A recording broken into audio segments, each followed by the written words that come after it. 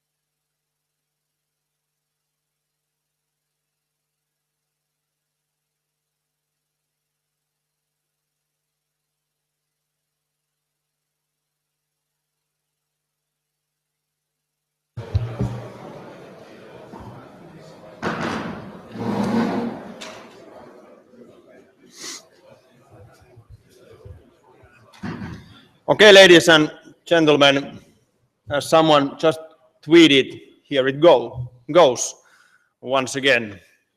Well, I have to say that very happy to see all of you here in the lecture hall, and of course as well via internet watching this live feed concerning on today's lectures. And I also have to say that this is my privilege to welcome two excellent speakers. I can say that also in beforehand here today. First, our speaker will be Mr. Steve Purser, who comes from ENISA, and Steve is the head of the Core Operations Department in ENISA. And ENISA stands for European Union Agency for Network and Information Security. And the other speaker is, I think we all know him, Mikko Hyppönen, who is the research officer, chief research officer in Finnish F-Secure. And as said, our theme today will be the current situation of cybersecurity here in Europe. And as discussed and presented in the first lecture, when we are talking about cybersecurity in today's reality, as well as in the world, in Europe, in Finland, this is a very strategic issue. And I think this is one reason why I'm very eager to hear what Mr. Purser and Mikko Hyppönen has to say today on this subject when we are talking about, from the strategic point of view, the European cybersecurity. And as discussed also last time, this is getting more strategic. And also, when we talk about cybersecurity, we understand as a starting point that the security in the digitalized world is both a necessity and enabler. And I think one of the issues what we will hear this evening here today is the last point of my slide, that cyber arms race is in a way accelerating. Meaning two ways, not only that the nation states are creating more and more powerful and sophisticated cyber capabilities, but especially the continuous race between the defenders and attackers, whatever the motive of the attackers are. So we are talking very strategic issue here. But then, of course, at the same time, we are talking about issues where the technology and this digital reality is more or less around us. I just heard that more than 1 million Finns, for example, are using at the moment this kind of health wearable, collecting data, measuring how much you walk, how much you run, how you sleep, or even what kind of mood you have. But how often we actually ask that what is the privacy policy or the security of these issues? Little by little, I have noticed that the vendors have started to present these kind of privacy policies, which I think this is a pretty good idea. We know how our data is being used. And we also have noticed that there are already some insurances with health wearables, as one example, meaning that the more you move, the less you pay for your insurance. Well, as you know, people can be innovative also in this sense.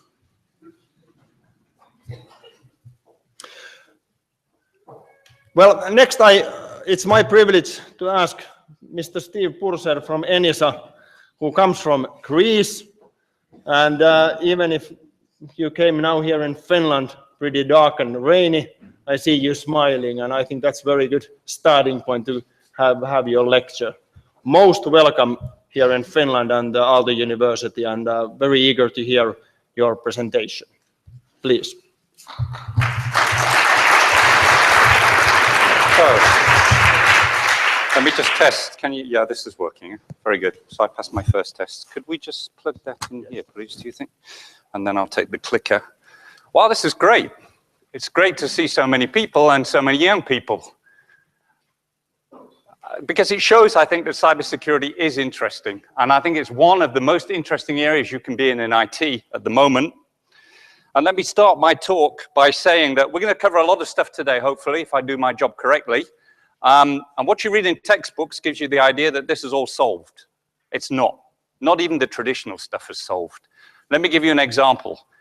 If you're managing access rights for a very large company, let's say you have 3 million employees, let's say you have, no, 3 million employees, sorry, 3,000 employees, let's say you have 300 Unix servers, a mainframe, and goodness knows what, you can use groups, you can use profiles, you can use what you like.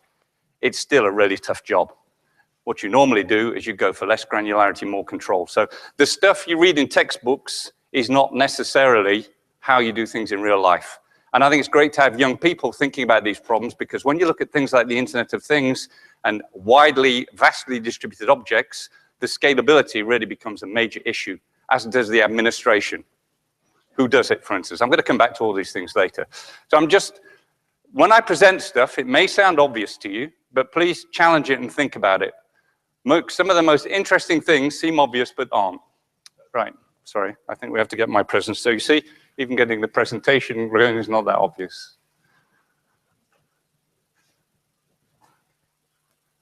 Okay. Are we okay? Not yet. All right, I'll read from my slides as we get it going. I want to take you through several things today. First of all, I want to talk to you about threats and risks, and I'm going to talk about the ENISA threat landscape. Then I want to talk about the economic perspective of security. And I did this because I could talk to you about policy, but that's pretty boring. I'm not going to inspire you with policy. It's really important, and we have to do it, and it changes your lives, but it doesn't inspire people. So let's start with the economics first. Let's move on to the policy. And then I'm going to look at some key things that ENISA thinks is happening in the European market space. It's our view on things. It's the way we think things are moving. Okay, so hopefully that'll be interest to you. And then I'll finish up with some examples of how ENISA works, what we do, and how we manage to get impact. But before I launch into the threat landscape, let me do a test. What's the difference between threat and risk? Anyone know? Don't be shy. Please.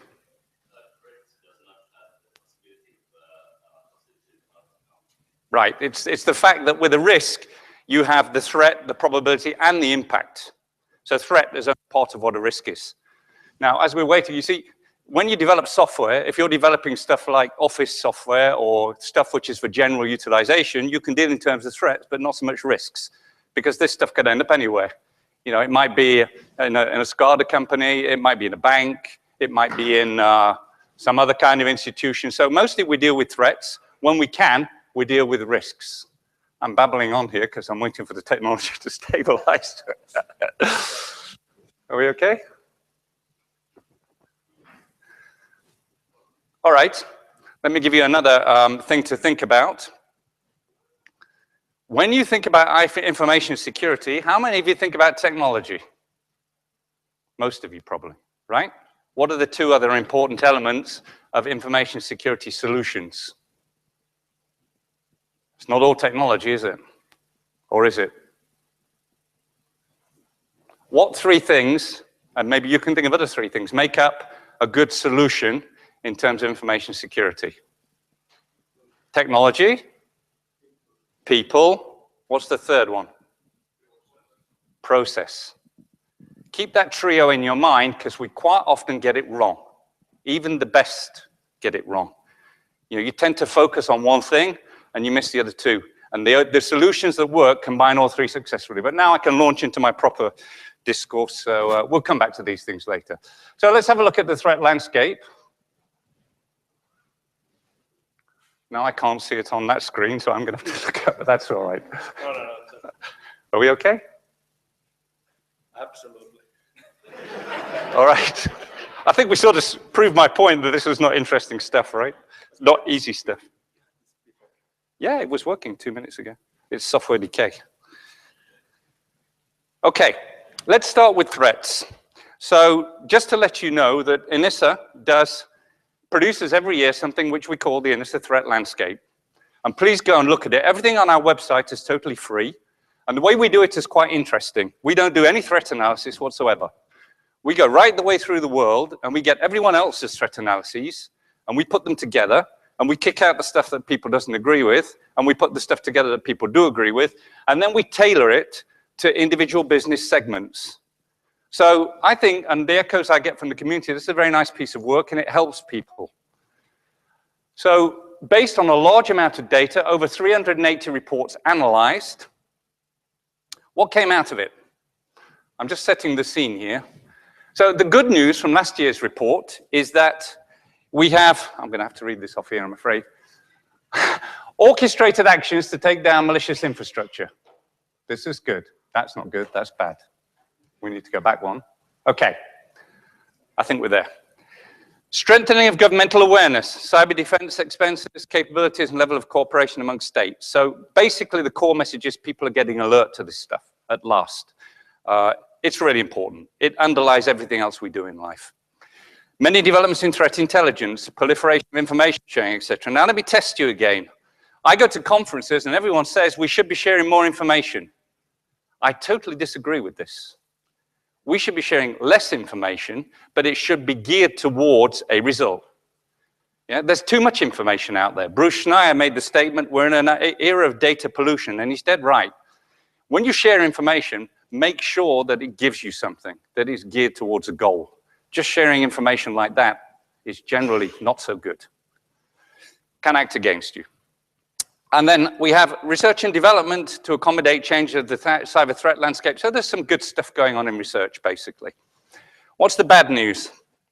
Well, we're seeing persistent attacks based on hardware, which are below the radar of most solutions.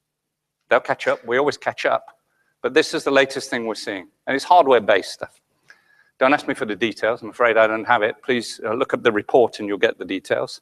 We see cybercrime as a service. So malicious software as a service has been there for years. You know, the kind of development methodologies that the people are using are industry standard. And this is tough stuff. I started the first half of my career developing code, and getting that right requires a lot of good procedure, tools, and control elements. It's there. Highly efficient malware weaponization and highly profitable operation of malicious infrastructures and malware campaigns to breach data and ransom. So this is bad stuff. And in general, a lot of good stuff is going on, but we're still behind the curve, let's be honest. Okay?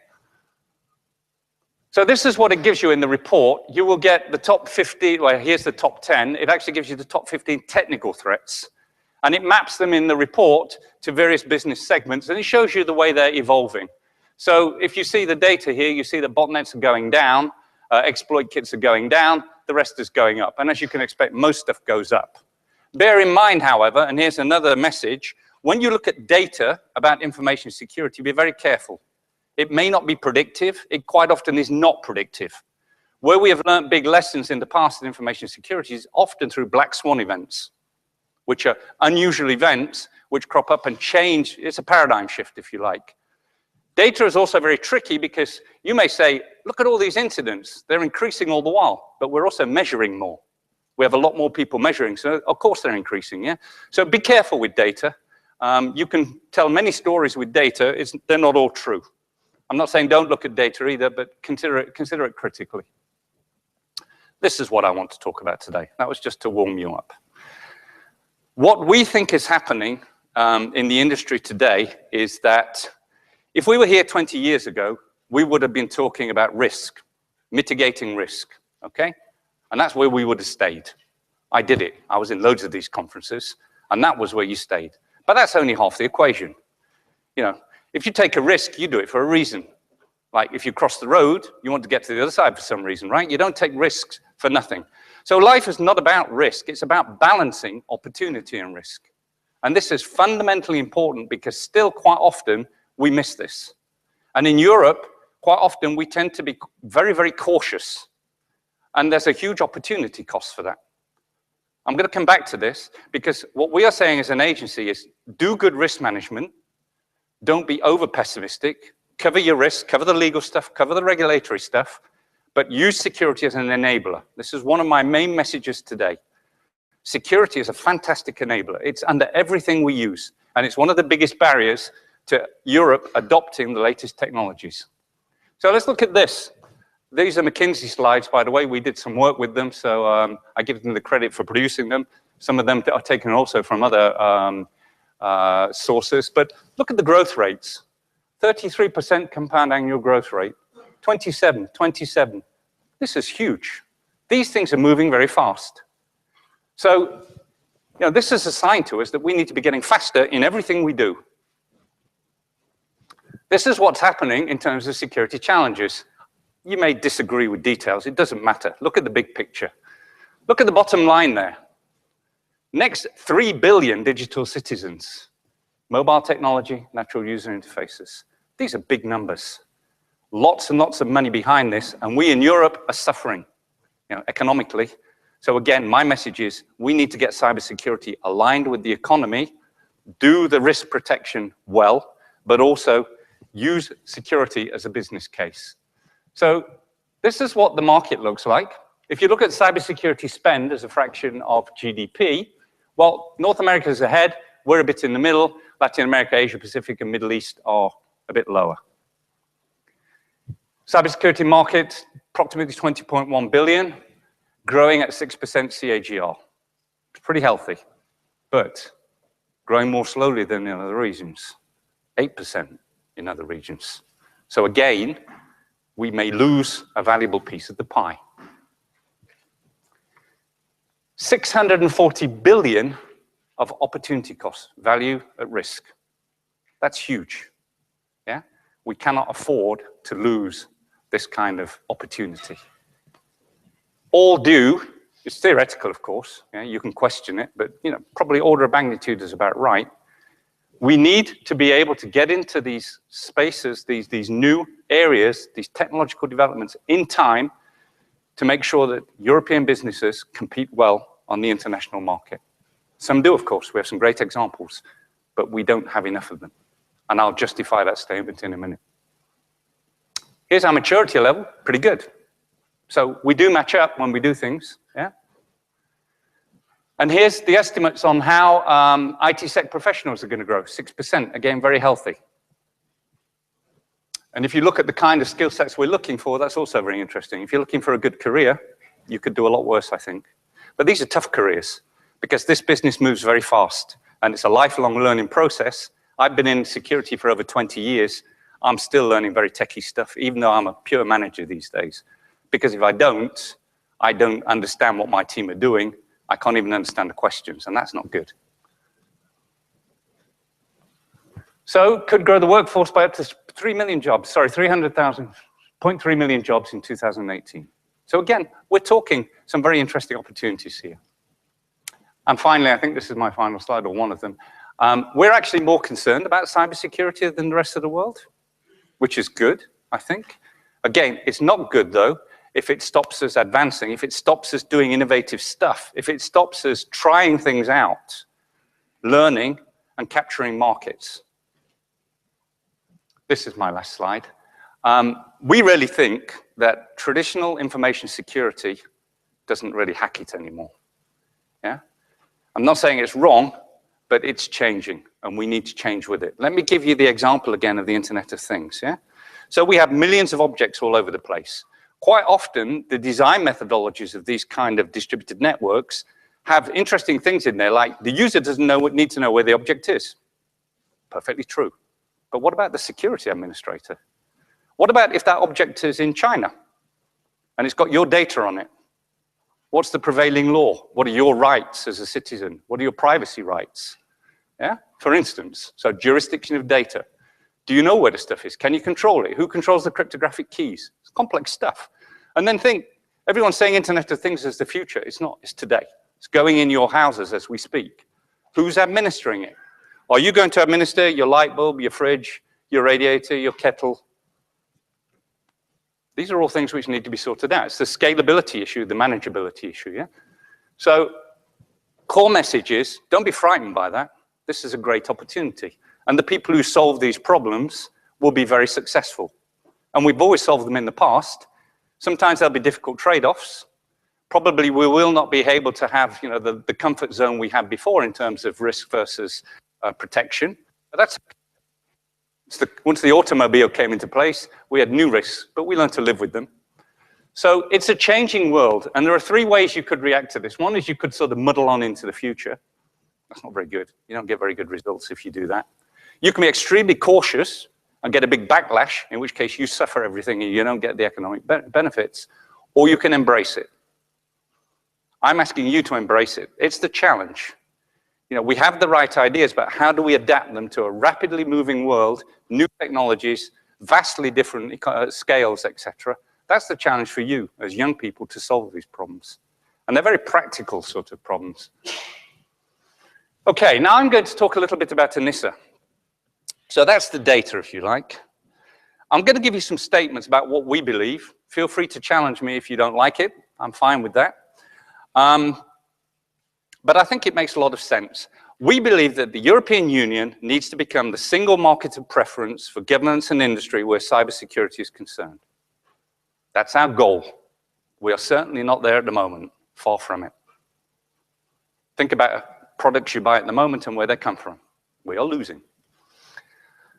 The EU should seek to achieve a reasonable balance between strong ethical principles and effective business practices. So it's great to say that people's data should be secure, private, etc. And we're the first to buy into these concepts, of course. They're very important. But you don't get a free lunch. So there's a balancing act here. And you know, when you look at the general data protection regulation, which is coming up soon, this balancing act is going to be very important. EU needs an industry policy approach to create a competitive EU-based ICT security. So we need to package this and make sure cybersecurity is supporting everybody else. We believe we can support this process. Some issues, just to get you thinking about things. Current attempts to improve NIS throughout the EU, NIS, Network and Information Security, don't achieve an optimal balance between opportunity and risk. Yeah? Which means that we pay too much. Example, companies have very high operational costs, OPEX, because we have very heavy controls and we set the bar very high. Quite often, maybe we set the bar too high. You know, if companies want to have whiter than white security policies and be seen to be doing the very best, that limits what you can do in taking risks. Ironically, it can lead to a situation where you're paying the auditor all your money to prove that you're doing this thing, when in reality, you're taking risks because you have to do business. So it's a bit of a paradox there. Internal market for security products and services is not functioning correctly. It's a supply push market. The way things work in real life is that someone like IBM or Microsoft or one of these other big companies will bring out a product, and then you'll get people saying, should I have one of these? Well, that's entirely the wrong way to think, of course, yeah? It should be the demand that is driving the supply, but it's not, honestly. Look at the way things are happening. We are not organizing our demand so that we are powerful enough to move the market. I've seen this many times, intrusion detection systems. Someone actually came up to me, 20 years ago, whenever it was, and said, should I have one? I said, well, you tell me, do you need one? So it's the wrong approach. It's supply push where it should be demand pull. Privacy and data protection, changing. We've been talking legal things, principles, etc. Very important. But how do we implement it? What does it look like on a machine? Where's your private data? Can you come in the morning and see a big green circle and you think, that's great, all my private data is secure. And then you plug into the internet and that circle goes half red. And then you think, oh, maybe I need to do something. Then you log onto your bank account and it's 3/4 red. You get the idea. You have nothing like that. You have no tools to see what privacy and data protection means for you. That's the challenge. Let me also say there's a massive risk here in Europe because we have such a heavy set of legislation and such high penalties that every time something happens, people might be running to the courts to sort it out. We definitely don't want that. We want to have something a lot more clear, such as technical baselines or whatever, things which can show that you're doing a good job to help you protect you from litigation. This is really important. Current EU research and development activities do not give rise to enough successful services and products. We have great ideas which quite often sit on the shelf. Yeah? Whether it's national, Europe, whatever. But particularly in Europe sometimes, in the past at least, we've had scientists come together, create a great thing, then they all go home to their member states. If you want to make a product out of this thing, who do you call if it goes wrong?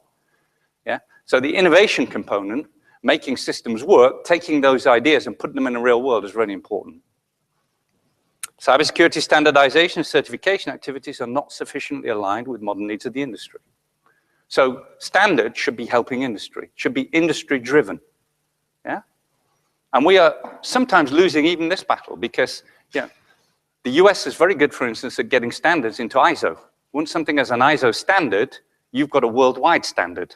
So you're one step ahead in terms of selling your products. We need to be faster. We need to get our standards into this game as well. It's not as vast as them, by the way, but because we're losing a little bit, I have to paint it a bit like this. What we want is a level playing field. We want Europe to be highly competitive. Knowledge and skills. It's great that you're all here today. It's really great. We need more of this. And we need to have knowledge and skills from the moment you go to school right to your last dying day. And it needs to be better planned. If you look at training skills in cybersecurity, a great number of them are geared towards CISOs, Chief Information Security Officers. But you don't get many CISOs. I was a CISO for 20 years, but it took me 20 years to get there. That can't be right, can it? Well, it's more or less right. You get the picture, yeah?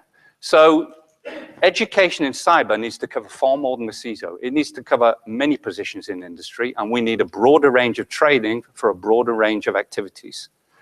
The CISO thing is quite interesting. It also tends to sort of tell companies that, hey, this guy has the right training, he can become a CISO. Well, that's a bit like saying you can have 17-year-old generals. You don't get many of those around. It's because what you need to be a good CISO is experience.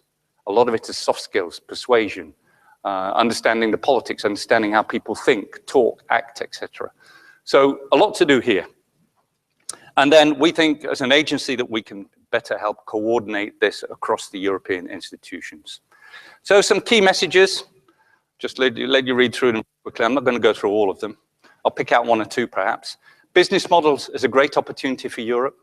Let's think about business models that make good use of security. It could be a fantastic enabler. Yeah? We don't see that many business models which exploit good security practices. We believe we could see more. We don't see sectorial requirements for information security, which is a shame, because if you have sectorial requirements, you have enough mass, critical mass, to move the market. Then it's not a supply push market anymore.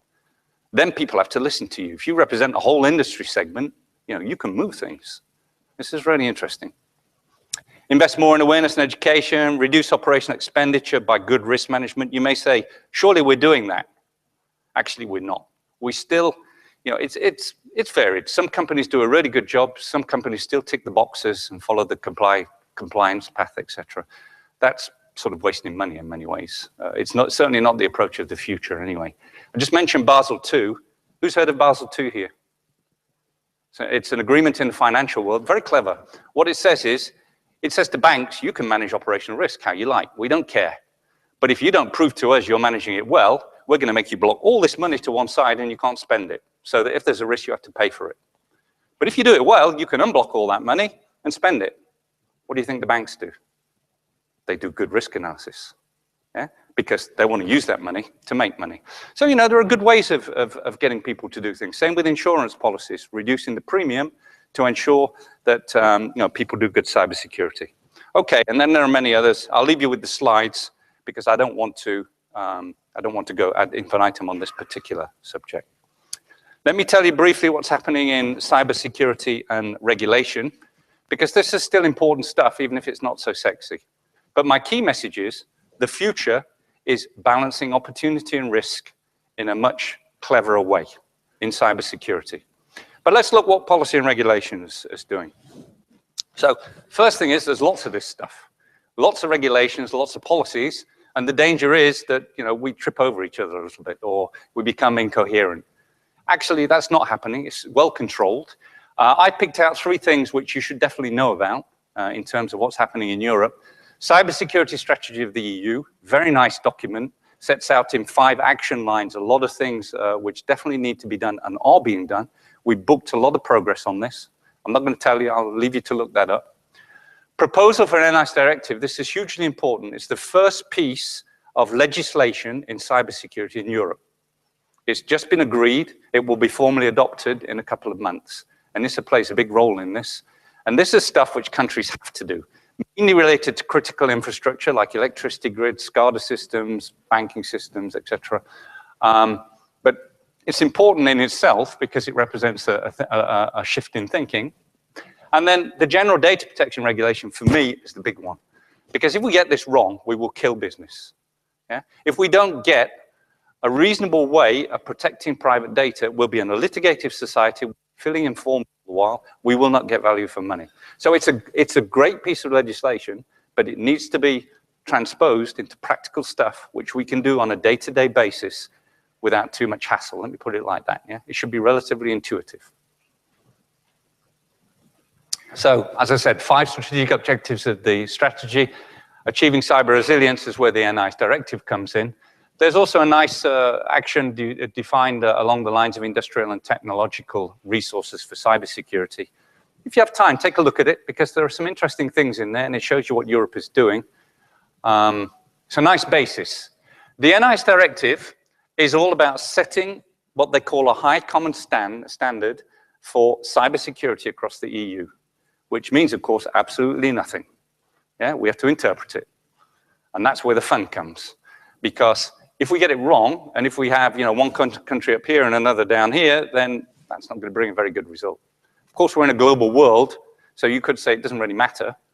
But it matters to a certain extent because we have a lot more interaction within Europe. And so common procedures, common approaches, etc., again, bring strong economic value. And they actually bring coherence. Yeah, so it means that you're all rowing the boat in the right direction, which is a large part of security. Not going to go through all these points. Again, just soak it in, I would say.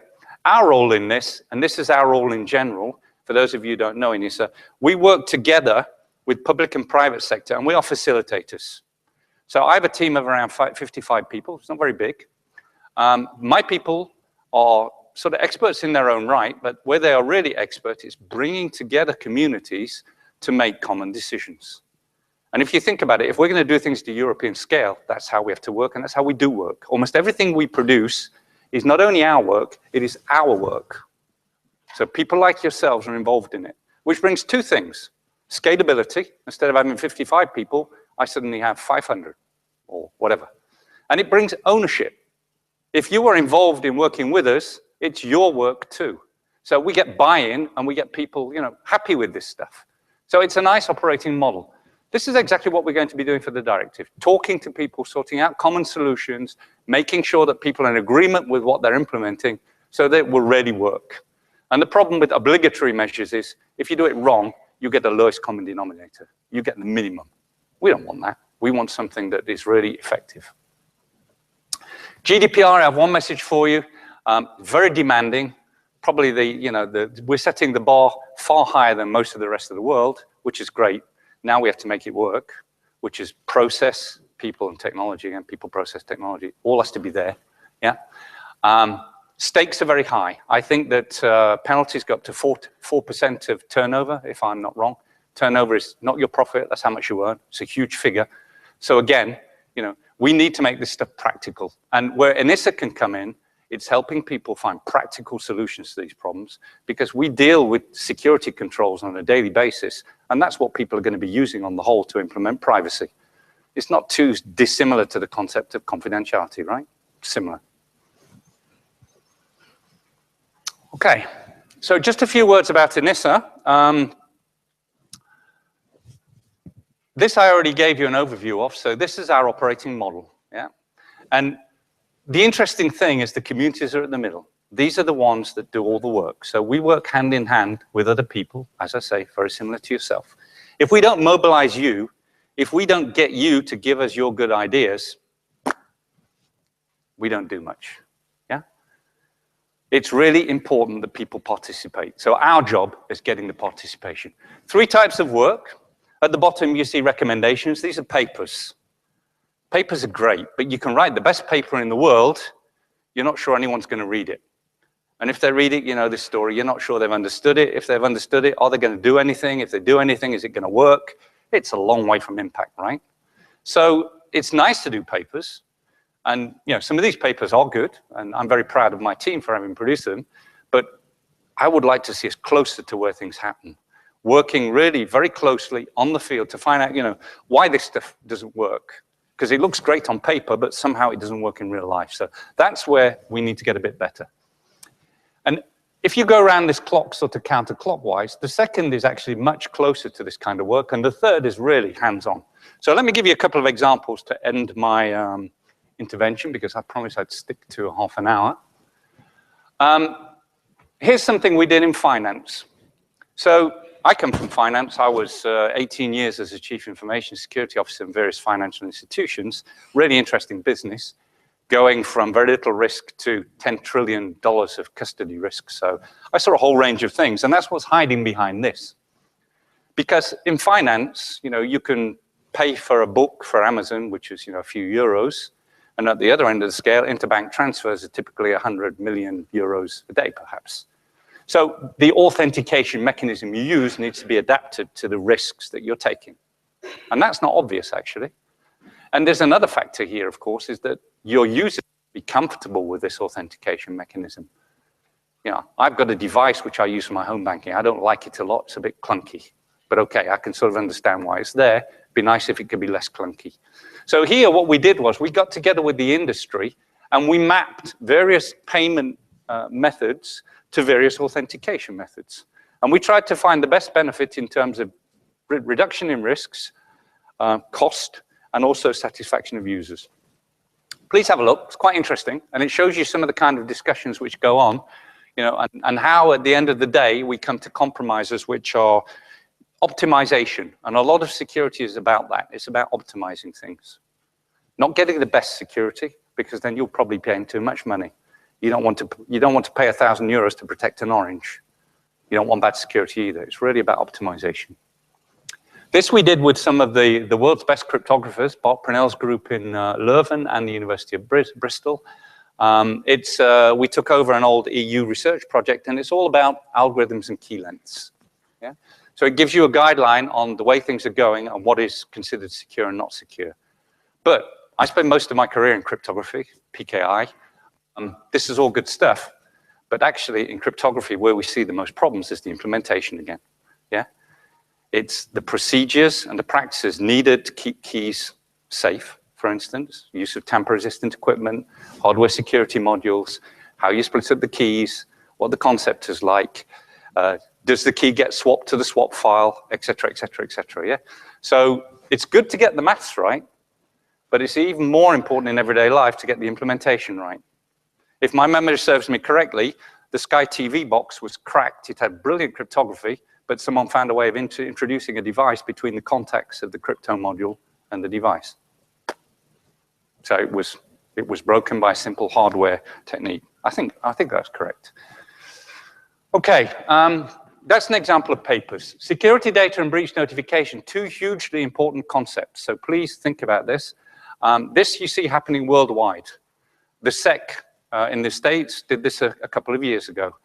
Korea's been doing it for ages. It's a worldwide concept. Two different things. Security breach notification is telling someone when you've been, you know, penetrated or breached or whatever, under whatever conditions. Yeah, simple as that. Data breach is a lot more complex. This dates from an old Californian state bill, which basically said that, hey, if you're holding my data and you get breached, I should know about this. So this is all about protecting other people's data, yeah? And the procedures are different. So here you have to notify data protection authorities, etc. So security breach, data breach. Whatever kind of breaches they are, and NIST's take on this is that we don't want thousands of different procedures. So we try, and there are a lot of these things proliferating now, we try and get a maximum of commonality so that business pays the minimal price and gets the optimal value. It's hard to do, actually, because they have different legal bases. But we did it for Article 13A, which is obligatory in the telecoms framework. This was our first experience with implementing this stuff. We used the same model for Article 4 of the Privacy Directive, which is a data breach notification. Article 19 of the IDAS, which is electronic ID.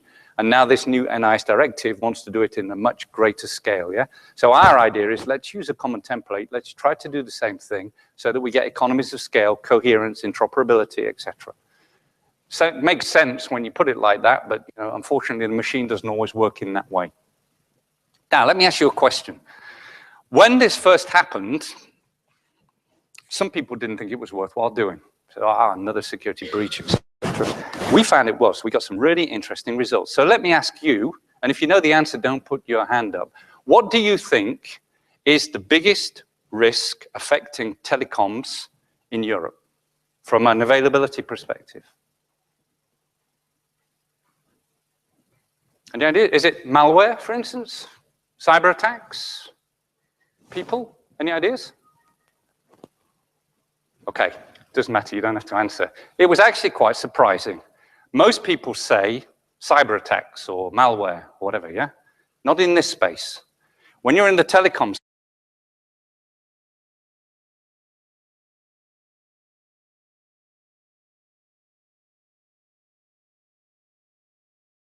we ran this study. So it's very interesting because even the experts learned something. And here's what it looks like. So these are the sort of percentages. So system failures is the highest. This is the last 3 years, yeah? Well, last 4 years, actually. So you can see system failures due to this badly configured and badly written software really high. Malicious actions, very low in this particular area. Of course, if you go to banking or something like that, you're going to see a totally different picture. But we're talking about telecoms now. Natural phenomena, 12%, 6%, 14%. So you see, doing this kind of stuff actually can be interesting. And I talked about data and how it can be misleading, but here, this is telling a fairly obvious story. And when we sat down and thought about it, we thought, yeah, of course, that's what's happening. So data breach and security breach notification can bring about some interesting stuff. Here's another view on it. This is what the impact on services looked like. And again, we found fairly common patterns in what we were seeing. So whether you do it voluntarily or obligatory, this is a bit of a distraction in a way. You need to do it as the message because this data is actually very useful. And then my final example is the Pan-European Cybersecurity Exercise, which is probably our sexiest project. I was on this from day one. It was really great watching it grow. It comes out of a 2009 Commission communication, and really the member states really saw the power of this straight away. It was actually in a meeting in Tallinn where this thing was launched, and we got 18 months to do the first one, which sounds like a lot of time, but it's really not for a pan-European exercise. But hats off to the member states who did this. They did it. And now, we're so many exercises later, this is a very sophisticated thing. So what's it all about? We simulate cyber attacks over a period of several days now, spread over the year, and we watch how communities sitting at their desks in their home countries react and communicate and deal with it. So we look at people, process, and technology, and we look at what works and what doesn't work, and why not. So it's absolutely not a desktop exercise. It's really a playing exercise where the planning takes over a year. I would say the planning cycle is about 18 months, and the execution cycle is about 6 months. And we have industry now. We have a wide variety of players. It's really interesting stuff. And I think this is a great way to be going. The other side to this, incidentally, from a public perspective, is that it's sometimes very dangerous to just do policy development top-down, because the risk is you get disconnected from reality. Well, here's an example where we do something bottom-up. We say, hey, let's play this game. Let's find out how it really works, and then we can tell the policymakers what they should be doing. And let me leave you with an example where this didn't happen, okay, and where it causes problems. I see cryptography coming into legislation. Most legislators know nothing about cryptography. That's problematic. Expectations are high. I used to run, my team actually ran the national PKI for Luxembourg, so I learned a lot about doing this kind of stuff. It's expensive. You need very good skill sets. You need to be really on the ball. You need to know exactly what you're doing. It's a tough call. Now, that's good if you're doing a small thing like a PKI for a distinct community. But if you're saying do it for everything, I don't see how this is going to work, to be quite honest. Yeah. So I think we are in a discussion with the Commission saying, yeah, use cryptography, but be careful how you use it. If you make it obligatory, understand the consequences, what it will cost, etc., how it will be done. And I think if you do it in that sense, and this is definitely the way we are moving, then it's fine. Then you get, policy which is developed with eyes open and everyone knows what the consequences and the expectations are, and you get a good result, hopefully. And that's it. So thank you very much for your time. I left a little bit of time for questions. I hope it was a bit interesting. I tried to touch on many different aspects of what we're doing. Thank you.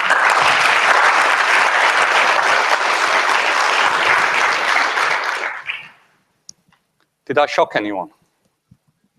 No? That's good. Hey, one question quickly. We are talking about quite a lot nowadays cybersecurity here in Finland, and in our cyber strategy from the 2013 states that we are aiming to be the global forerunner in cybersecurity in 2016, this year. I would like to ask you, especially from your point of view, coming from the Central Europe, how you see the current cybersecurity situation, where Finland stands. I would say both from the industry point of view, but also from the society's point of view, how well we are doing. What do you think? Well, I never benchmark countries because it gets a bit ridiculous. So I'm not going to compare against others, but I will say I think Finland has a lot of good cybersecurity going on. Yeah, I mean, you have some very successful companies. One of them is going to talk after myself, of course. You have a lot of good security experts. You have a culture which is encouraging good security, which is not always the case. And I think you've seen, as a country, you have certainly seen the value of cybersecurity and where it can lead you. Now, that's great.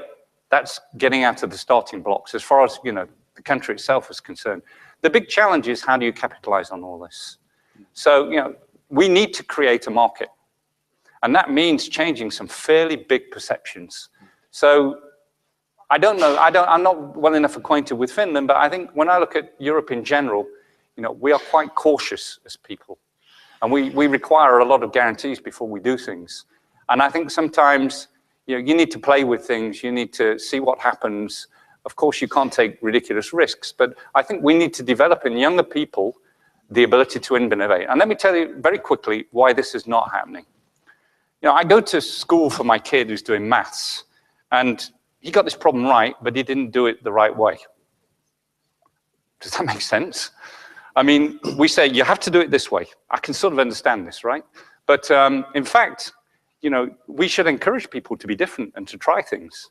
And the problem with, I think, with the way we learn things is you get things wrong and you get punished for it. Whereas you should say, okay, you got it wrong this time. What have you learned from it? What are you going to do different next time? So it's a very, very deep thing to change a culture, to change a way of doing things. And I could give you lots of examples. We carry a lot of social baggage with us. I don't have time to do that. I used to ask a riddle to people and everyone gets it wrong. And it illustrates superbly how even the best thinkers think within certain constraints.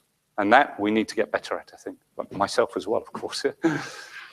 One more question, what I personally have to ask you. You are saying that we need credible European cybersecurity, especially for the digital single market. And as we discussed earlier, if we want to have a credible European cybersecurity, we have to have a credible European cybersecurity industry. What is your opinion? Is there already a credible European, including Finnish, industry in this field, or where are we heading to?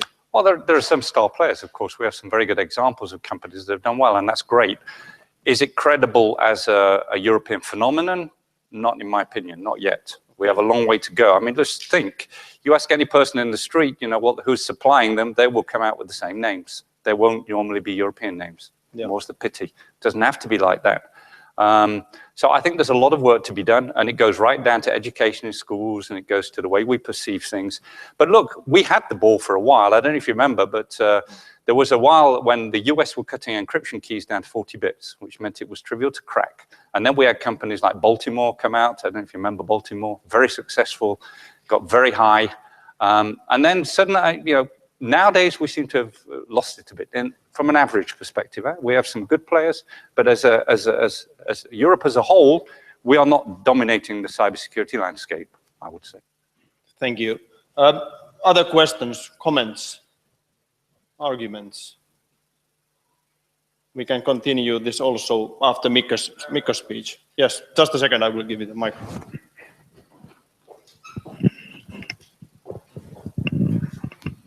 Hello, thank you. So you said cybersecurity is much this three-way of technology, process, and humans.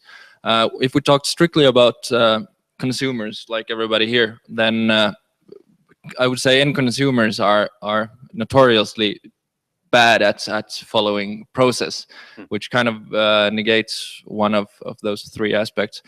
How do you see that this affects, for instance, legislation and how we should approach this kind of issues that this arises from this? I really think you're right, but process can be minimalistic and still very effective. I mean, look, when it comes to people as consumers, risk management needs to be intuitive. Let me give you an example of this. If you walk down the street tonight and someone comes up to you and says, hey, where do you live? How old are you? You know, what's your national security number or whatever? You're not going to tell him or her. You're going to say, whoa, hold on a second. Why are you asking me all these things? And yet people just push this stuff onto Facebook without thinking about it. They just give it away. Yeah? There was a great video done by a company in Brussels, and they set up a fortune teller in a tent in the middle of Brussels, and people came in and had their fortune told. And this guy was going, you've got 4 boyfriends. And you could see the girl going, wow. And your bank account number is blah, blah, blah, blah, blah. And people were falling off their seat. But of course, there was a team of people on Facebook behind just digging this stuff out. So I think to answer your question, we need a sort of electronic common sense. And it's not there yet, but it's getting better. When I look at my kids, they have learned through trial and error. They know what to do. And I've heard recently, for instance, that when people put their private data on sites that ask for it, more and more you get people putting dummy data because they don't want to do it. That's also a problem in some senses, yeah, but it shows that people are getting more savvy.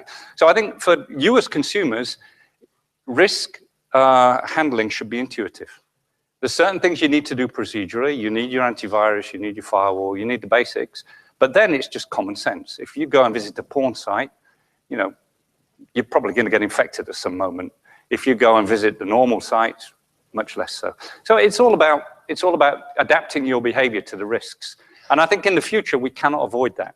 The security will be much more in the hands of the users. But, you know, when the automobile came out, the first model was that someone walked in front of it with a red flag. Didn't last for very long. Not a very scalable mechanism, right? So we have to adapt. On the contrary, and that's my last statement, when you get to international cybersecurity, process is key. Process is where we go wrong. Technology is good. People are well clued up. But the processes for coordinating. So it's case by case. It really depends what communities you're dealing with. Thank you very much, Steve. Thank you very much.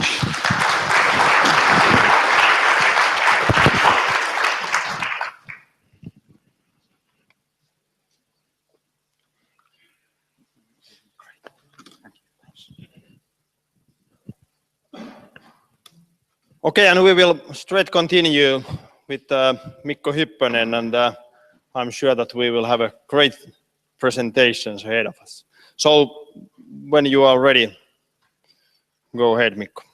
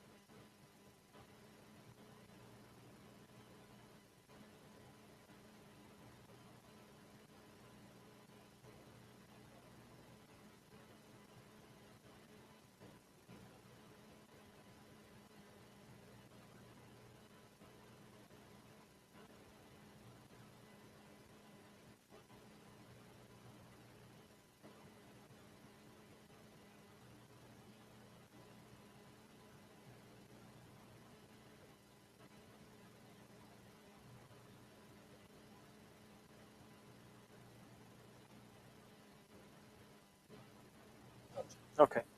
Sorry about that. Apparently my microphone has been off all throughout the beginning. Sorry about that.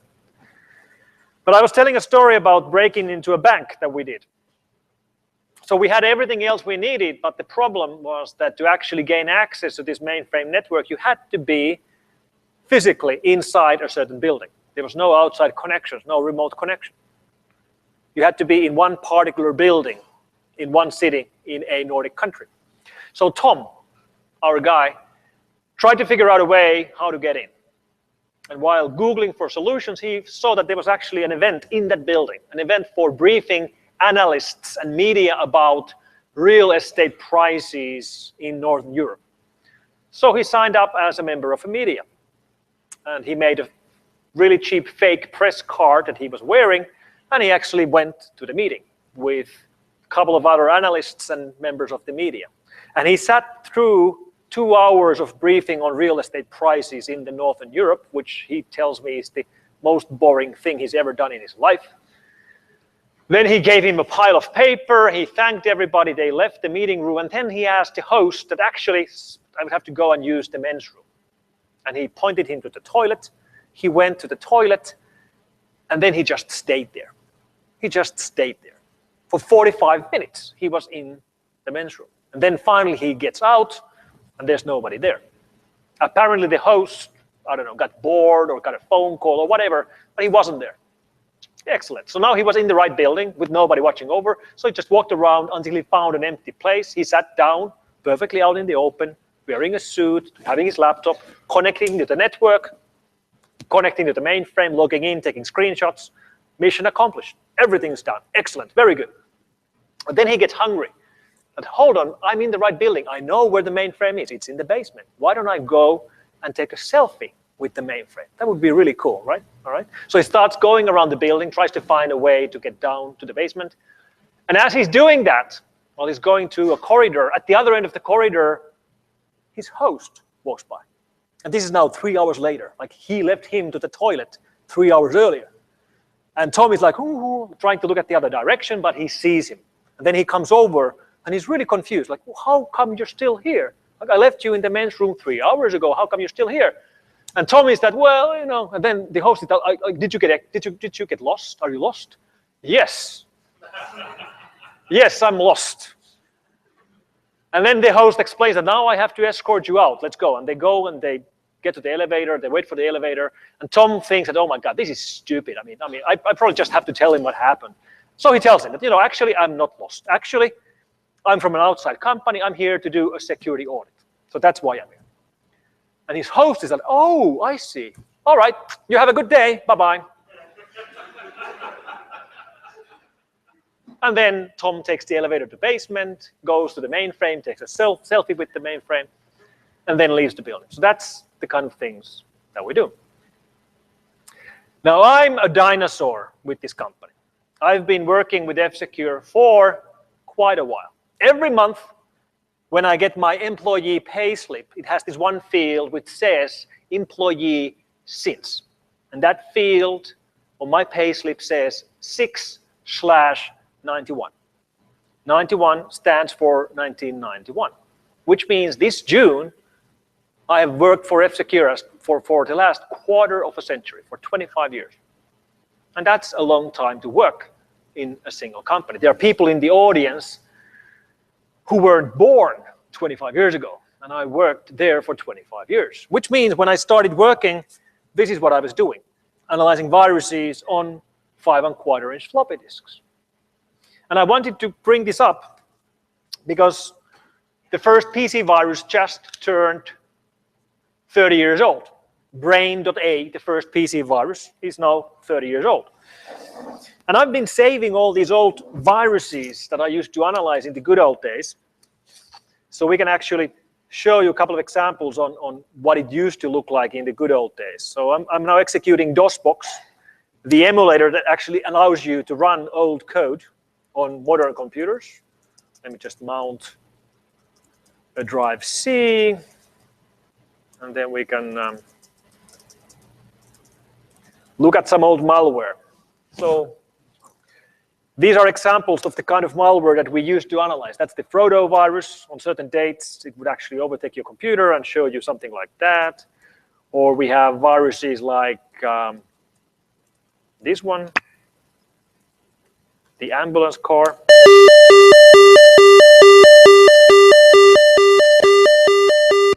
Or the infamous Walker virus. So many of the viruses in the early days were visual. You could actually see something happening on your screen. And the reason why I'm bringing this up right now is that we started a project last week on Friday together with the Internet Archive. Internet Archive, which archives old information on the internet, including full copies of the whole World Wide Web. One of the projects we started is an emulation archive of roughly 60 different old viruses. So what I'm doing right now is I'm running a web browser in which I'm running a JavaScript-enabled virtual machine of an MS-DOS system, which is executing a virus from 1991. And you can do this yourself. You can go to Malware Museum on archive.org, and it will give you a list of around 60 different viruses, including the Walker virus that we just saw, and many others. Now, my personal favorite, well, let me just show you Finnish sprayer because it's a nice Finnish virus from 1993. Displays you a message which asks you to send fax to a Finnish phone number. But my favorite one is this. It's the casino virus. Casino virus, which will take over your computer, and on 3 dates of the year, it will destroy all your files. The way it does this is that it will take a copy of your file allocation table, store it into memory, then overwrite the file allocation table on your drive, which means you've just lost all your files. They've just been overwritten.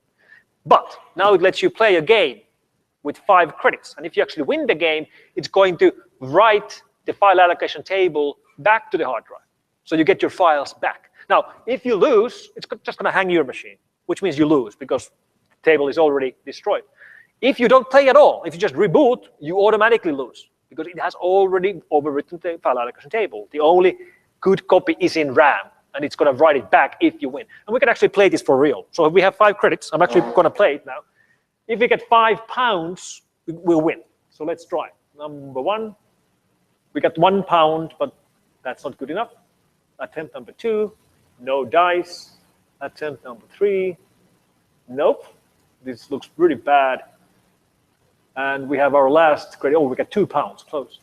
Last attempt, and we just lost our files. So I recommend you go and take a look at the Internet Archive's Malware Museum, available for everybody at archive.org. Now, like we just heard from Steve, Europe is regarding computer security issues sort of like in a crisis, which is sort of sad, considering that the World Wide Web was invented here in Europe. The World Wide Web was invented by Europeans here in Europe. It wasn't invented by Americans. But funnily enough, almost all the services we use are from the United States. You go and look at your browser history. Most of the sites you visit are from the United States of America. You might visit a couple of local media sites to get the local news, but then your social media systems, your searches, your cloud storages, everything else is from the United States, which is kind of sad, considering that the web was invented here, considering that there are more people in Europe than people in the United States, considering that our combined budget of the European countries is much larger than the combined budget of the United States of America, considering that we have far more internet users in Europe than in the United States of America. Still, we've lost. Name 5 large American software companies. That's not very hard, is it? Like, Apple, Microsoft, Google, Facebook, IBM, Netflix, Twitter. We could go on. That's not hard at all. Name 5 large European software companies. And then you run into problems. It's actually very hard to list European companies which would be in any way comparable in size and influence to those largest American companies. So clearly, we are failing. There is one large European software company. One, and that is SAP from Germany. They are European, they are very large. But beyond SAP, we have very few examples of success stories. We have successful European gaming companies, all right? And of course, there is software. So we do have some part of success to ourselves, I guess. Now, if we think further about the world where we live in, it's kind of sad to see that Europe is failing to make a bigger dent in software business and a bigger dent in software security business, considering that we are living in the middle of incredible growth. We are living very, very exciting times. We're all so lucky to be alive during these crucial times when the world is changing so quickly. We have around 8 billion people on this planet. Those people have around 1.5 billion computers they use. 1.5 billion PCs. That's, PCs and Macs and Linux workstations. That's a lot of computers. Except it's nothing when you compare it to the amount of iPhones and Androids which were sold last year. There were the same amount of smartphones sold in a year than what we've collected computers throughout the history. Just imagine the rate of change. And the computing power and the memory of a high-end smartphone is comparable to the processing power and memory of your computer from maybe 1 or 2 years ago. Very, very exciting times. We are living in the middle of developments where things like artificial intelligence could actually become a reality during our lifetime. And if that actually happens, that's going to change everything. But one thing in particular that's going to change, which is close to my heart, is computer security. Think about this. People keep asking me about how come we keep having these vulnerabilities. How come we can't write an operating system which would be completely secure? And I always give the same answer. The problem is that these programs are being programmed by human beings. Human beings make mistakes. We make mistakes all the time. We will always be making mistakes. And when programmers make mistakes, we call them bugs. And today, bugs in internet-connected software are more than bugs. They're vulnerabilities. So programmers make mistakes which turn into vulnerabilities which can be exploited by attackers. And we're never going to get rid of that unless we get rid of the programmer. So now imagine a guy who's writing a program to write programs. Those of you who do programming, you can sort of imagine writing a program which would write programs. Perfectly doable. It's going to write crappy programs, right? But if you keep doing it and honing it, making it better, eventually it's going to write better programs. And then you can see that one day it's going to be so good that one day it's going to write better programs than the programmer himself. One day we will reach a threshold. It might be 10 years, 20 years in the future, but it's going to happen. And when that happens, that is the last program we ever have to write. From that moment on, we don't have to write any programs ever because we no longer are the smartest programmer on the planet. Now there's a program which can write programs better than we could, including programs which write programs. So it's going to be explosive growth immediately once the threshold is met. Then it's going to skyrocket. And then it's going to make us more or less irrelevant, which is sort of sad. But it also means we're going to get rid of bugs, more or less. At least get rid of bugs that can be turned into vulnerabilities that we could figure out how to exploit. Even if there's bugs, they're too complicated bugs for us humans to understand. So that's going to change the face of computer security. It's going to change a lot of other things as well. It might lead to annihilation of the humankind and other things. But nevertheless, So I strongly believe that we, this generation, we here in the room, we only have two problems to solve. And granted, they are big problems. But those problems are the problem of security and the problem of privacy. If we can solve these two problems, we're good to go. Because we were given a free and open internet. That's what we all got. And the question is, what kind of an internet will we be leaving to future generations? We got a free and open net. Will we be leaving a free and open net to our children? Or will it be something different? And these are the key questions. Whether we can solve security problems and privacy problems online. And in many ways, we might have already lost the fight for privacy. It might already be too late for privacy because we have already grown a generation of people who take it for granted that in the online world, you don't pay for anything with money. That in the online world, you're supposed to pay for content with your data and with your privacy. That's how it has always worked for them. They don't know any different. They assume that it's supposed to work like that. They assume that in the real world, if you want to go and buy a newspaper, you have to pay money. But in the online world, you don't pay with money, you pay with your privacy. That's how it's always worked. And that's kind of sad. This is not the way it has to work. It could have turned completely different. It could be that we would actually pay for content with money in the online world as well. But for many reasons, that never became a reality, and we ended up paying with our privacy. And now everybody takes it for granted, and now it might be too late to change that anymore. It might be that people don't want to change that anymore, because they've learned it. We've told them that this is the way it works. I hope I'm wrong. I hope we haven't lost the war on privacy yet. But it doesn't look very good.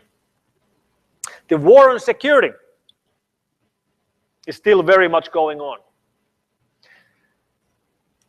And the enemies that we fight in these two different fights are quite different. The enemies in the security world are criminals, organized online criminals who make money with their malware attacks and denial of service attacks. Our biggest enemies in the privacy war are companies. Companies that do nothing illegal when they collect our data and make massive databases about us and our preferences and our connections. Companies like Google and Facebook and LinkedIn and Twitter and on and on and on. So quite two different wars or fights are going on. So these criminals, online criminals who write malware and launch online attacks, what do they look like?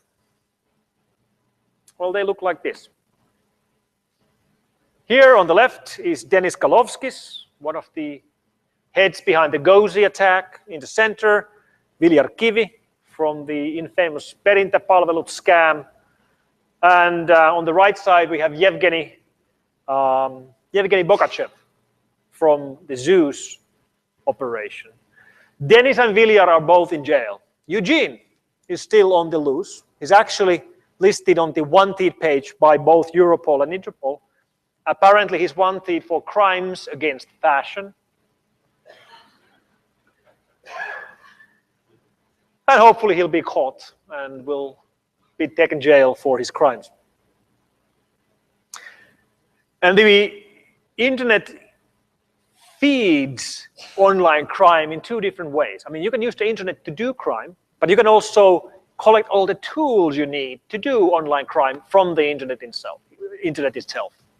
In fact, it's gotten so bad that you can actually go to YouTube and you'll be faced with ads coming from distributed denial of service networks, which are selling live attacks to you. Let me show you one video ad from YouTube.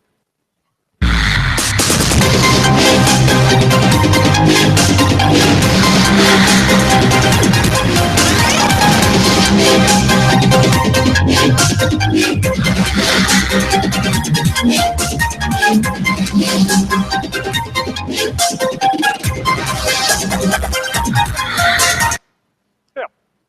Almost makes me feel like buying an attack. $3.99 an attack, that's a good deal. Now, that's not a recommendation. Do not go and buy attacks, it's illegal. I'm just telling you that it's fairly easy to find these tools. We have the franchise model of online crime coming from all angles. Today, you don't have to write your own ransom Trojan. You can actually buy a franchise license to ransom attacks as a service. And someone else will write your ransom Trojan for you. And then all you have to do is to, license an exploit kit, have somebody hack some websites for you, put the exploit kit there, infect people's computers, and have them infected with the ransom Trojan, which will then encrypt people's files and ask them to pay bitcoins to get their own files back. This is the reality of today's online crime. And it's no longer just a problem on our computers. The whole society today runs on computers and software. Everything around us is being controlled by computers and software. The lights are on in this building because of computers and software. The lunch you had today was manufactured in a food processing plant run by computers and software. And the traditional way of securing connected devices or industrial control systems or factory automation systems is to keep them offline. That's the way you traditionally secure them. And if you manage to keep them offline, they are actually fairly secure. But it turns out that it's surprisingly hard to keep them offline. We know, because we regularly scan the whole internet, or we scan the whole IPv4 address space, which is 4.2 billion IP addresses, and we find stuff online that clearly shouldn't be online. We find things like this. This is somebody's home automation system, somewhere in Germany. He probably configured it by himself, because now it's online, which means anybody, including you, can connect to this website and control his lights and his alarm systems and look at his security cameras, which he has everywhere, including in his bedroom. And when we scanned the internet, we found power generators. We found energy plants. We found control systems. We find energy generators. We find dam systems. We find hospital systems. That's 16 hospital beds from a hospital connected with VNC to an open public IP address with no username and password. Everything here is publicly available on the internet if you just know where to go. This is 16 hospital beds. Every bed which has charge on them has a live patient on the bed. This patient isn't doing too well.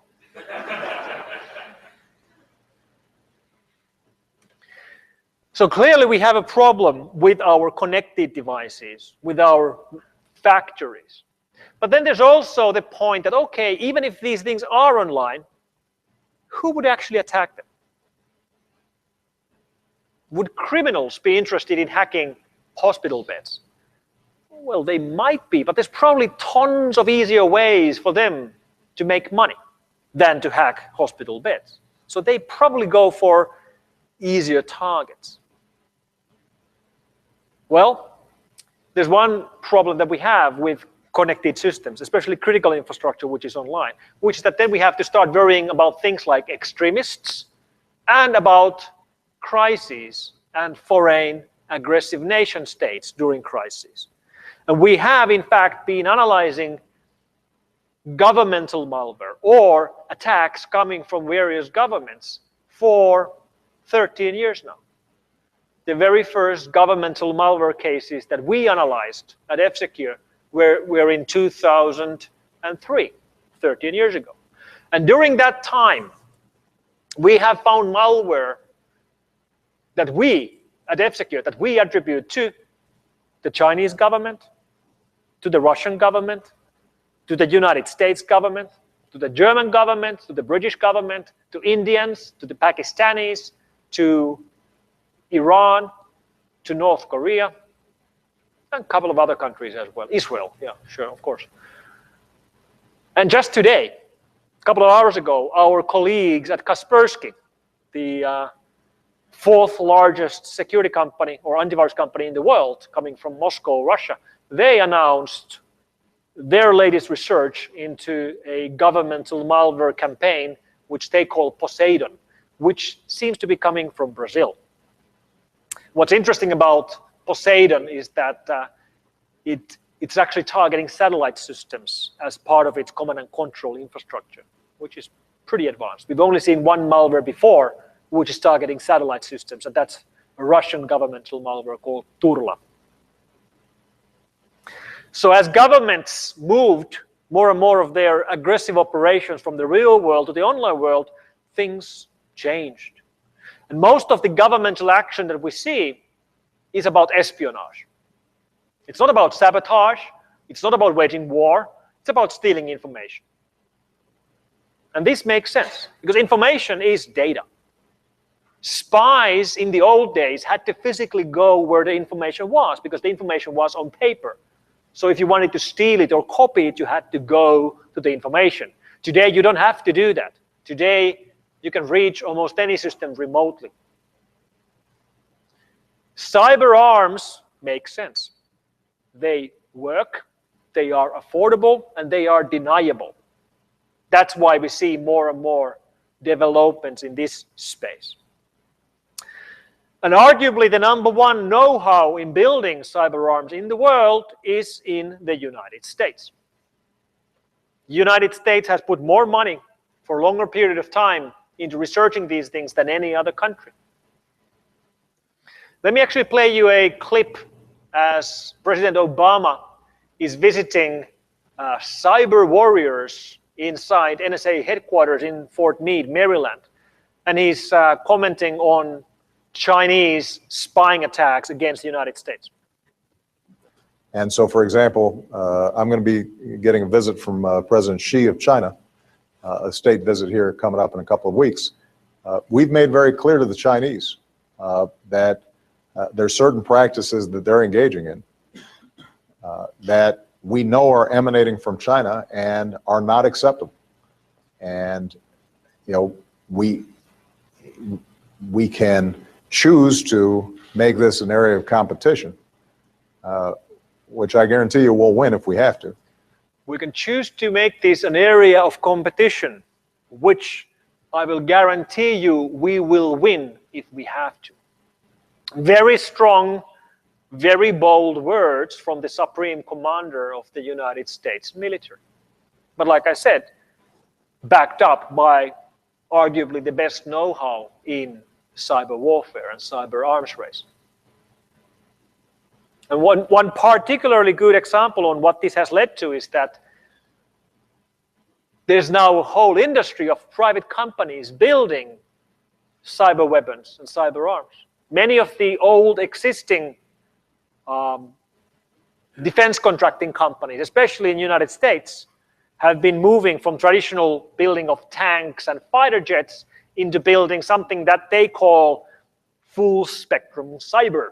And full spectrum cyber is a buzzword which means nothing at all. It just sounds cool. But let me play you an example video from one of the largest defense contractor, Northrop Grumman from the United States. This is actually a TV ad for their full spectrum cyber services. At Northrop Grumman, we've been developing new ways to execute the mission. What once was seen now stays undetected. Where alarms were once raised, now there's silence. With our full spectrum cyber capabilities, our military can eliminate enemy threats at the push of a button. That's the value of performance. Northrop Grumman. Northrop Grumman. Full spectrum cyber. I don't really know what it means. Honestly, I have no idea. But that's what they advertise. And this is, once again, problematic for us here in Europe.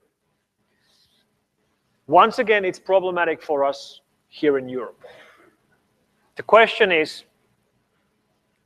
where is the European response? Where is the European software industry? Where is the European software security industry?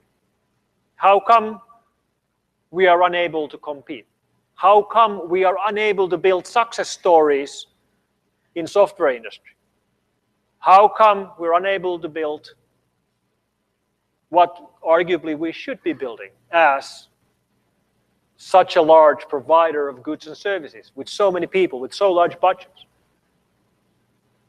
And when we do have the occasional smart young people who have great ideas, who want to do something with their ideas,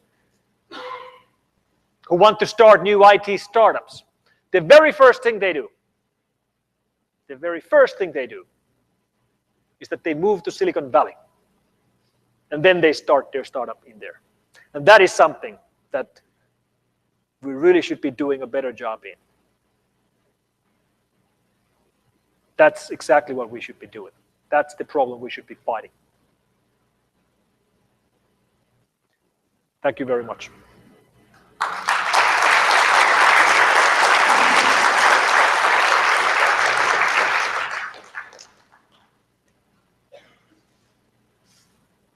Excellent, Mikko. As usual. Well, I have to comment you how we keep these talented, skillful young people with good innovations, how we keep them in Finland or at least in Europe.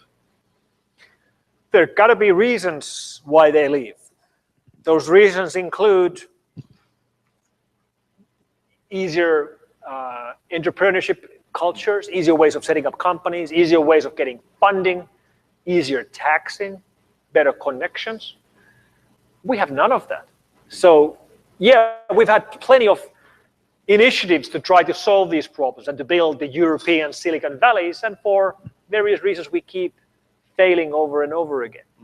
So there's plenty of obstacles still in the way, and this is clearly showcased by the fact that people still keep leaving. Now, we have some hope.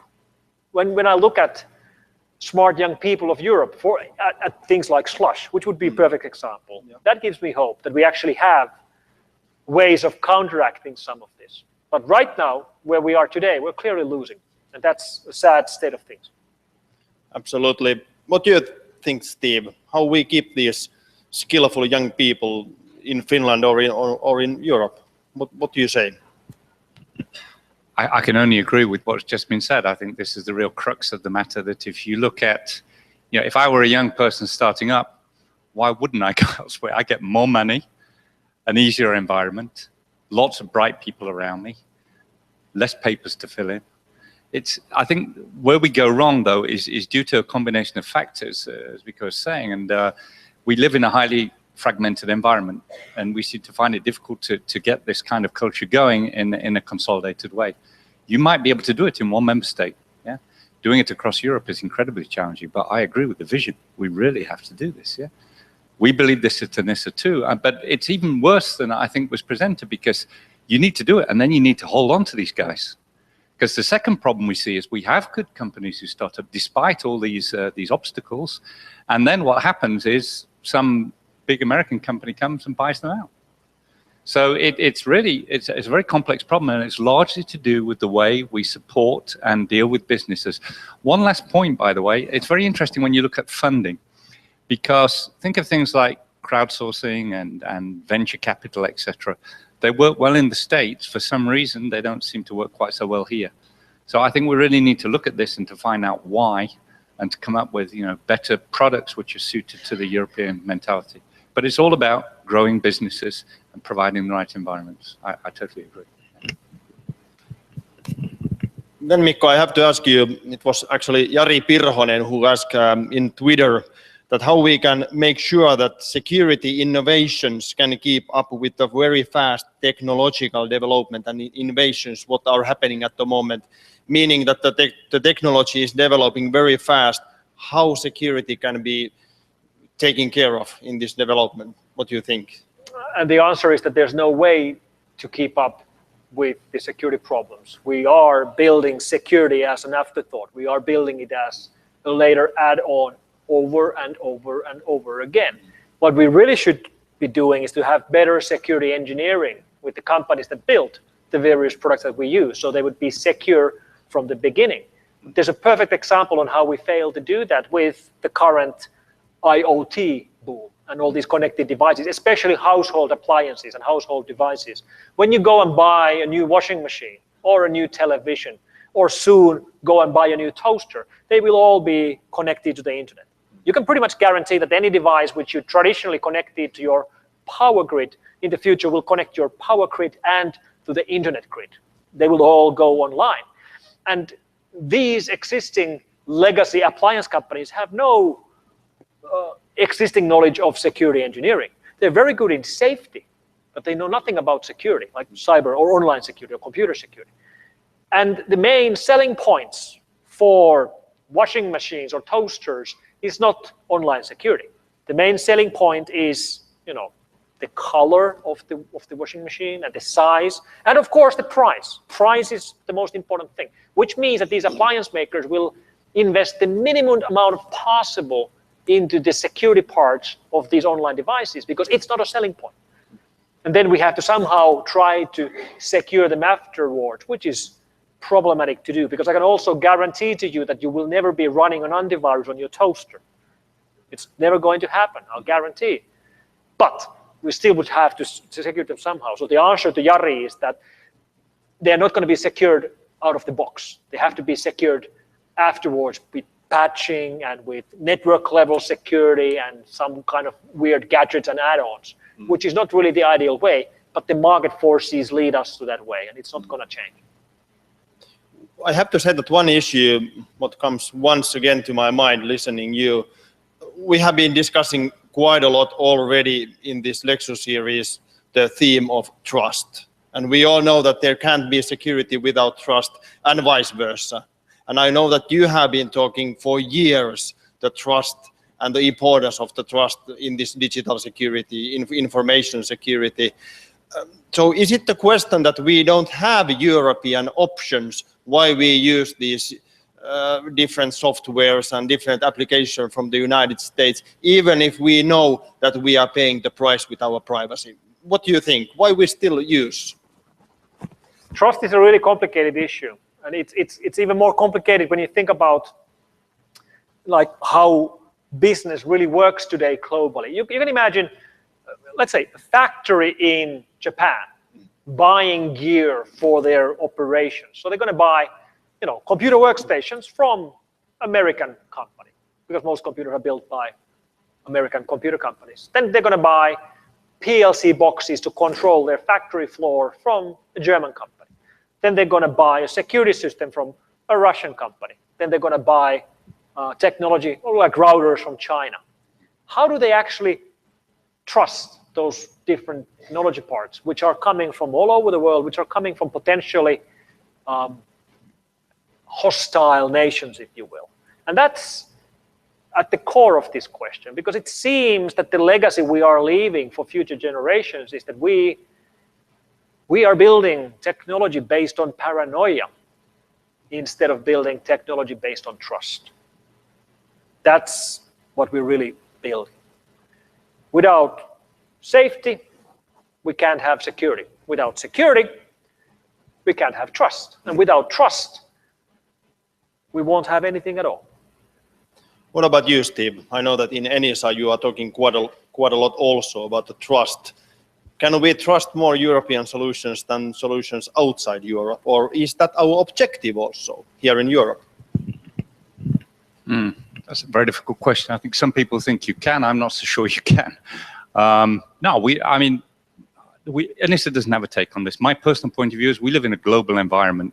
So I quite often say when talking to people, it doesn't make any sense to think about security within nations' borders. That's for clear, because you connect all over the place.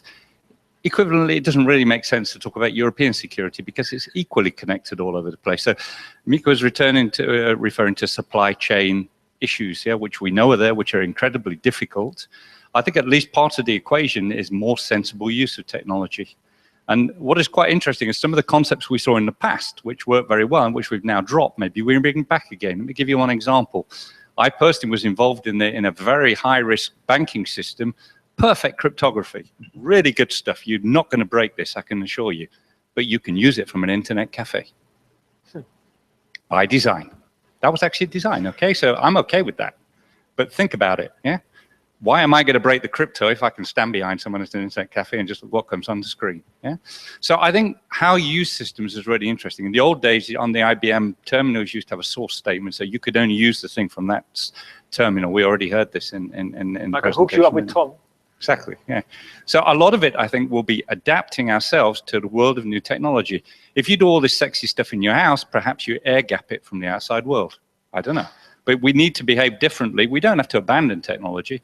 We need to be more sensible and recognize that there are ways of dealing with technology that are different in the next century to now. But I do agree that it would be a shame to go totally paranoid and abandon it because of these risks. That's the wrong way to go, I think. I think I have a solution for you. We just need 1,000 more Mikkos here in Europe, and the problem is solved. Questions, comments to Steve, Mikko, or comment on these issues?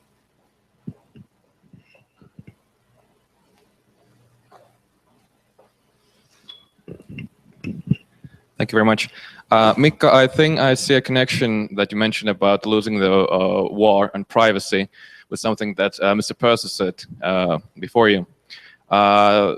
Please say if you either agree or disagree with me, but by educating or integrating privacy thinking, a sort of common sense from grade school, elementary school, high school levels, we could start waging or even winning this war you're speaking of by installing a mindset, by teaching people from a young age to see the risks where they are and to give them tools and skills how to counter these risks and dangers that lie in the internet and connected devices. Do you agree or disagree? I completely disagree. Completely disagree. One thing that I've learned during my years in this field is that people never learn anything. You can teach them as many times as you want, and they will always double-click on every executable. They will always follow every link. They will always put their password into any field that asks for it. They will never learn. Education is a waste of time. How's that? Yes, I'm being a bit sarcastic. You know, it would be a pretty grim future if we really wouldn't believe that education matters, especially considering that this lecture is inside a university, which is trying to educate people. But education is hard. And even when we do it right, and you're absolutely correct, we should start it from grade school, from as young as possible. But even when you do it right, the practical solutions still matter. So even if people know that, okay, for example, Facebook will track me through my surfing and will follow what I'm interested in, even on pages which have nothing to do with Facebook, because I have Facebook cookie in my browser, and all these pages have the Facebook like button, which means they can connect my visit to that page back to my Facebook identity. Even if they know that, it's still really hard to avoid it in practice. Practical things are hard. Like, try to avoid Google. We all know Google is problematic from privacy point.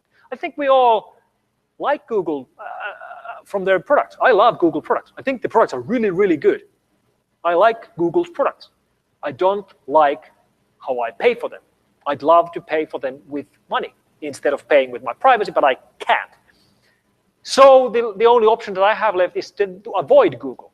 And I can tell you that you can't do it. You can't avoid Google. Even if you try to, you will not be able to avoid Google. I know because I've tried. I mean, you can try to avoid the Google search engine and use, you know, DuckDuckGo or StartPage or Yahoo. You know, you can try to use something else instead of the search engine. They won't be as good, but you know, you'll get by. But then that's not all of it. I mean, there's all the other services, and you can avoid Gmail and you know, Google Maps because they have alternatives. But there's tons of content on Google Blogger sites and Blogspot sites, which you can't get from anywhere else except visiting a Google property. And what are you going to do when someone sends you a link to a funny video which is on YouTube? Like, what are you going to do? You will go and watch the video on YouTube. I mean, there's no other alternative. So you cannot avoid Google. So even when we educate perfectly well, we still don't have much choices in practical lives in avoiding this kind of surveillance and this kind of wholesale gathering of our private information, which is the #1 way of making money online today. Google's profits last year were $12 billion, which is pretty good considering that they give away the product. You pay nothing to Google, yet they made 12 billion in profit. Not bad. I think it's good business idea. Paying nothing and get that kind of revenues. There's an even better business idea. Business idea which is better than Google's, which is pretty good. And that's the ransom Trojan guys. Because we've tracked some of the Bitcoin blockchain wallets of these ransom Trojan guys. And CryptoWall, a gang from Moscow, we've seen from their blockchain transactions that they've made more than 300 million with ransom Trojans, which is pretty well. I mean, our revenue is 150 million a year. They make 300 million, so clearly we're in the wrong business. And it's tax-free, because you don't pay tax for ransoms.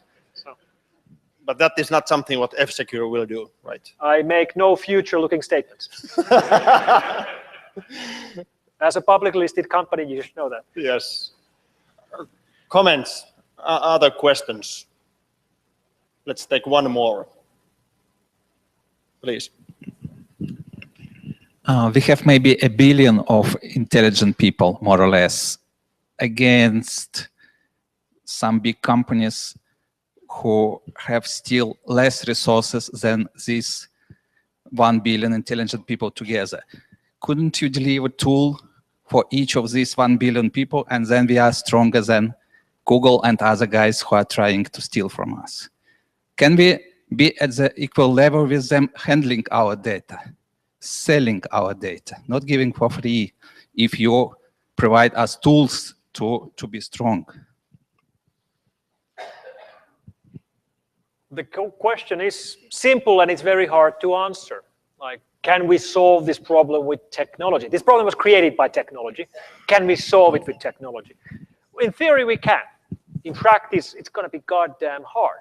It's going to be goddamn hard to make people change the way they operate online. I mean, you offer them the tool, and they play with it without knowing how it works. All right.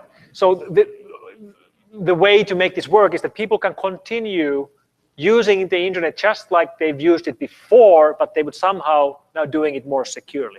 And I suppose the closest equivalent into that we actually have out there, and when I say we have, I mean we as F-Secure we have, would be our hybrid VPN solutions. And I know that some of you guys are probably running, some of you guys and girls are probably running, and gentlemen and ladies are probably running Freedom, which is our hybrid VPN, which is pretty close to that. Like once you install it to your smartphone or tablet or computer, it's invisible. I mean, it's somewhere in the background.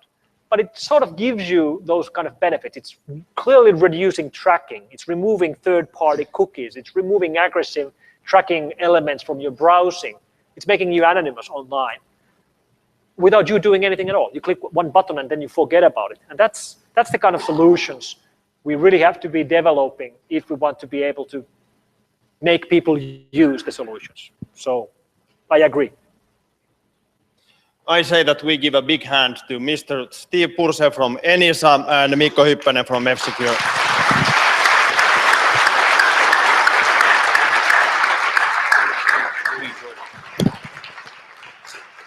And thank you all. We will continue in March. Thank you. Continue that for ages. I really agree with a lot of things you said there, especially paying with your privacy, of course. So that's what we do? Yeah. But of course, if you don't get the service. Simple as that. Thanks very much, Steve. No, it was great. I really enjoyed it. It was great. Kiitos, Mikko. Kiitoksia. Very complimentary set of messages. Yeah. Good crowd. It was. And good questions also on Twitter.